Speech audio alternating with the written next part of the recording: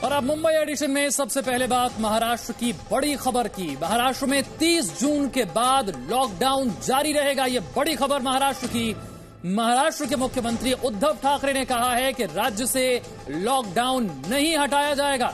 उद्धव ठाकरे ने कहा है कि लॉकडाउन में धीरे धीरे ढील दी जाएगी। उद्धव ठाकरे ने कहा धीरे धीरे सभी सुविधाओं को खोलने की हम कोशिश कर रहे हैं। महाराष्ट्र में जिस तरह से कोरोना संक्रमण के मामले बढ़े हैं उसे देखते हुए ये बड़ा फैसला। माननीय पंतप्रधानांनी 30 जून पर्यंत हा लॉकडाऊन जाहीर केलेला आहे। 30 जून नंतर काय होणार, मी यापूर्वीच आपल्याला सांगितलेले आहे की आता लॉकडाऊन हा शब्द बाजूला ठेवायचा आणि हळूहळू आपण एक एक गोष्टी, सोयी सुविधा, सेवा ह्या उघडत जाणार। म्हणजेच 30 तारखेनंतर लॉकडाऊन उठणार का, तर अत्यंत स्पष्ट शब्दात नाही। तर एक एक गोष्टी आपण सुरू करत चाललेलो आहोत। हे हळूवार का करतो आहोत आपण, याचं कारण अजूनही संकट नहीं टळलेलं। और अब बात करते हैं अपनों से ही घिरे कांग्रेस के नेता राहुल गांधी की। चीन के मुद्दे पर कांग्रेस नेता राहुल गांधी अपनी ही पार्टी में अलग थलग पड़ते नजर आ रहे हैं। पूर्व केंद्रीय मंत्री मिलिंद देवड़ा ने भारत और चीन के विवाद पर ट्वीट कर इस मुद्दे पर राजनीति नहीं करने की नसीहत दी है। इससे पहले एनसीपी के अध्यक्ष और महाराष्ट्र में सरकार के सहयोगी शरद पवार ने चीन विवाद पर राहुल गांधी को सियासत न करने की सलाह दी थी।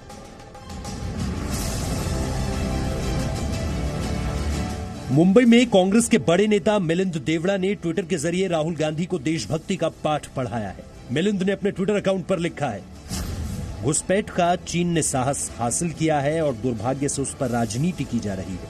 चीन सीमा पर आक्रामक हो गया है। दूसरी ओर देश में दुर्भाग्य से इस मुद्दे पर राजनीतिक उथल पुथल की स्थिति है। हमें चीन के अतिक्रमण की निंदा करनी चाहिए और इसका समाधान खोजने के लिए एकजुट होना चाहिए, लेकिन हम अपने मतभेदों को उजागर कर रहे हैं।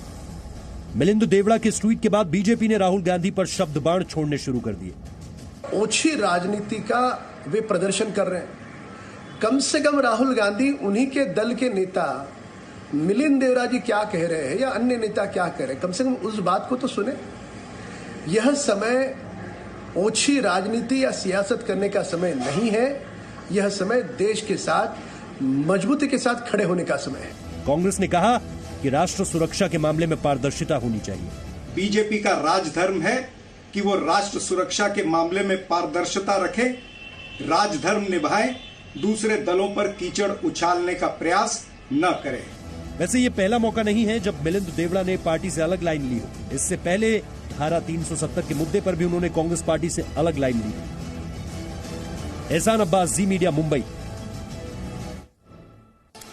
कोरोना संक्रमण की वजह से महाराष्ट्र में इस बार गणपति महोत्सव की रौनक फीकी रहेगी। मुख्यमंत्री उद्धव ठाकरे ने उत्सव का आयोजन करने वाले तमाम मंडलों से यह अनुरोध किया है कि वो इस साल 4 फीट से अधिक बड़ी मूर्ति की स्थापना न करें। इससे पहले इस साल महाराष्ट्र में दही हांडी का त्योहार नहीं मनाने का फैसला हो चुका है।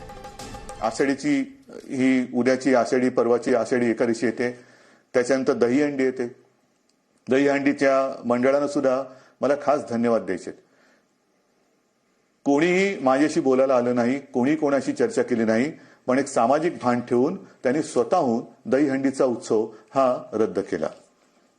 ह्यालाच म्हणतात एक सामाजिक जाणीव, सामाजिक भान। शेवटी उत्सव म्हणजे काय, कोणासाठी उत्सव, आनंदासाठी असेल। मूर्तीची उंची जास्तीत जास्त मी 4 फूट सांगितलेली आहे। का 4 फूट सांगितली, तर मूर्ती हलवताना सुद्धा जास्त लोक एकमेकाच्या जवळ येता कामा नयेत।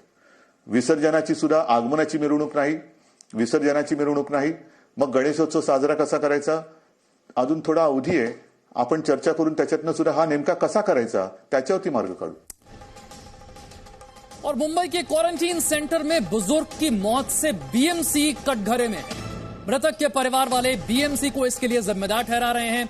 वहीं विपक्षी दल सरकार पर हमलावर है। हालांकि बीएमसी ने लापरवाही की बात से इनकार किया है।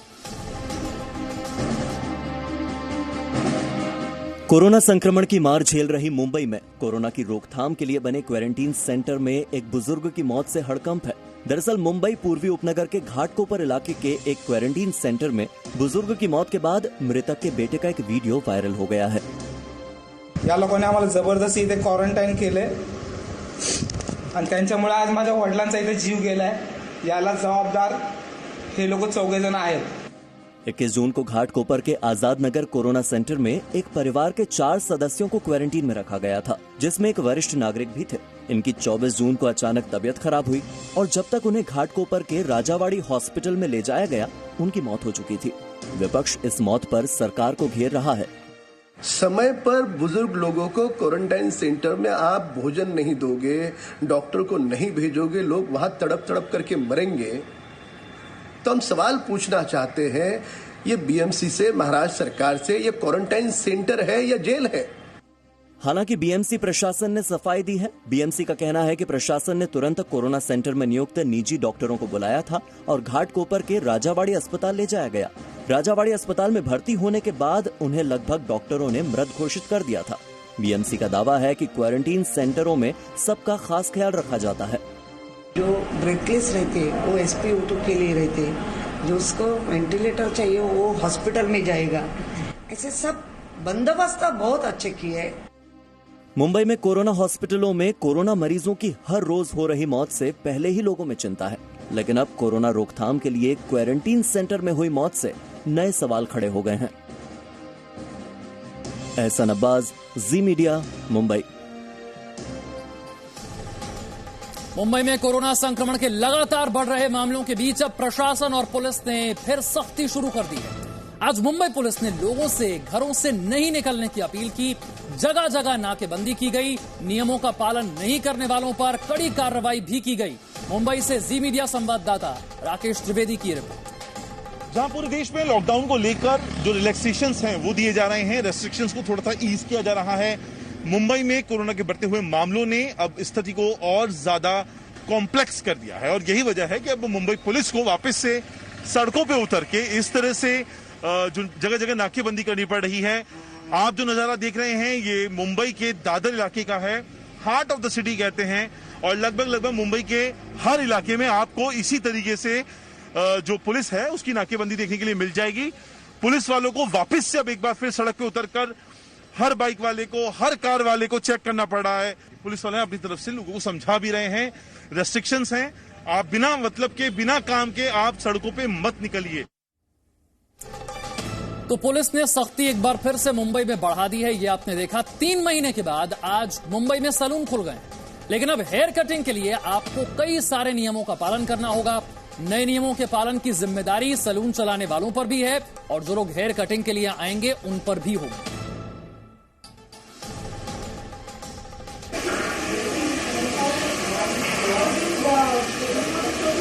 3 महीने के बाद मुंबई में कहा जाए महाराष्ट्र में सैलून को ओपन कर दिया गया है. मैं जिस जगह पे आया हुआ हूँ यहाँ पर आप देख सकते हैं. शुरुआत में आपको गेट से दिखाऊंगा क्योंकि यही शुरुआत होती है किसी भी सैलून में आने की और इस तरीके से उसको सैनिटाइज यहाँ पर किया जाता है. उसके बाद आप इस तरह के रिसेप्शन में आएंगे. रिसेप्शन पर एक जो आपका टेम्परेचर चेक करने के लिए इस तरह का ये इक्विपमेंट यहाँ पर रखा गया है जो आपका टेम्परेचर चेक करेगा, तब आपको अंदर अलाउ किया जाएगा. सर मैं आपसे इसलिए पूछूंगा 3 महीने के बाद आप शायद किसी सैलून में आए होंगे. 3 महीने बिना सैलून के रहना कैसी जिंदगी रही? बहुत टफ था सर, बहुत टफ था. क्या थैंकफुल कि खुले हैं ये लोग और आप देख सकते हैं आप थोड़ा काफी चेंज दिख रहा है अपने आप में. ये जो मिनिमम स्टाफ जो रखने की बात हो रही है, मिनिमम कस्टमर रखने का जो बात हो रही है वो यहाँ पर आप देख रहे हैं. यहाँ पर 6 कुर्सियां हैं, यानी 6 की सिटिंग एक साथ हो सकती है, लेकिन इस तरीके से क्रॉस यहाँ पर बनाया गया है. यानी आप एक कुर्सी को छोड़ के दूसरी कुर्सी के बाद एक क्रॉस इस तरह से लगाया गया है. फिर उसके बाद एक कस्टमर यहाँ बैठ सकता है. फेस शील्ड यहाँ पर पहनी गई है. पहले जो मास्क है वो पहना गया है, फेस शील्ड है, आपके हेयर्स को पूरा कवर किया गया है. तो इस बार पूरी तैयारी के साथ सैलून खुले हैं मुंबई में. कोरोना से जूझ रही मुंबई में मॉनसून आ गया. लोगों के मन में एक ही सवाल है कि क्या इस बार भी मुंबई डूबेगी? करीब 30,000 करोड़ का सालाना बजट बीएमसी मॉनसून की तैयारियों के नाम पर करोड़ों रुपए खर्च करती है, लेकिन तस्वीर हर साल एक जैसी ही रहती है. मुंबई में कोरोना के बीच मॉनसून को लेकर क्या है बीएमसी की तैयारियां, आइए आपको दिखाते हैं.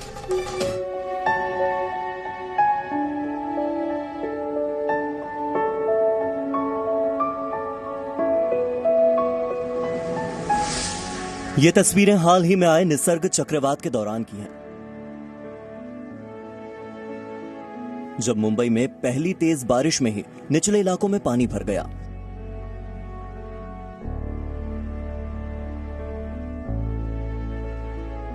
लेकिन बीएमसी का दावा है कि मॉनसून को लेकर पूरी तैयारी हो गई है।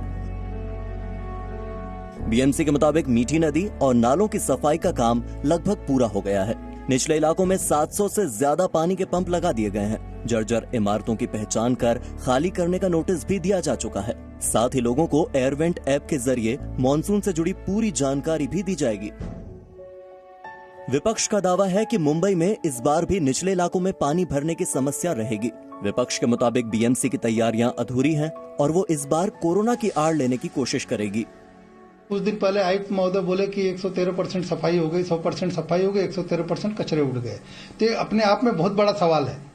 और दूसरी तरफ मेयर महोदया बोल रही हैं कि ज्यादा बारिश होगी तो भरेगी। बारिश तो हर साल रिकॉर्डेड है कि जितनी बारिश होनी है उतनी बारिश होगी, 200-400 मिलीमीटर ऊपर नीचे कम ज्यादा होगी, लेकिन सफाई हुई नहीं है। करीब 30,000 करोड़ बजट वाली बीएमसी मॉनसून की तैयारियों के लिए करोड़ों खर्च करती है, लेकिन बीएमसी के दावों की पोल पहली तेज बारिश में ही खुल जाती है। बारिश के समय लोगों को दिक्कत ना हो, इसे ध्यान में रखकर बीएमसी का साफ सफाई का काम जोरों पर है। ऐसे में ये देखना होगा कि इस बार बीएमसी की तैयारी मॉनसून के लिए पर्याप्त है या नहीं। वीडियो जर्नलिस्ट प्रमोद गरुड़ के साथ Nityanand Sharma, Zee Media, Mumbai. Presenting V News app, available on Google Play and App Store. Download it now.